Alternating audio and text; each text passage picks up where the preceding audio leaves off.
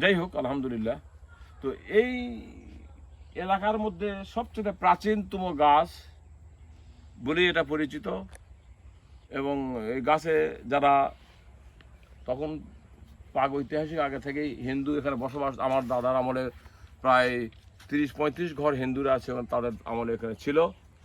তারা বিভিন্ন সময় অনেক সময় নিয়ত করত যে আমার যদি সন্তানের এই অসুখটা ভালো হয়, আমার যদি এই কাজটা হয়, বা এই জমিতে যদি ধান ভালো হয়, বা এরকম তারা মনে মনে নিয়ত করতো। তারা এই গাছ তারা কিছু সিন্নি সালা করতো, মান্যতের মতো মান্যত করবে। তারা মান্যত করার জন্য এখানে আসতো, এবং আমি দেখেছি তারা অনেকে কবুতরের বাচ্চায় গাছতলায় ছেড়ে দিত, তারপর ক্ষীর করতো, পায়েস করতো।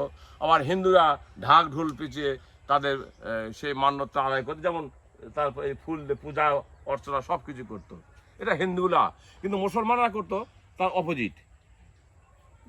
কিন্তু আমি যতটুকু জানি যেটা সম্পূর্ণটাই শিরক বা বেদাত এগুলো জিনিস, তাদেরকে বলার পরেও তারা এগুলো থেকে বিরত হয় নাই।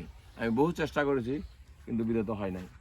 তো আল্লাহ সুবহানাহু ওয়া তাআলা ভালো জানেন যে গাছের বয়স কতটুকু, আর এখান থেকে কি বেনিফিট কে পায় সেটাই বা কতটুকু পাইছে আমি জানি না। কিন্তু এটা জনশ্রুতি দীর্ঘ 100, 150, 200 বছর থেকে এটা হয়ে আছে।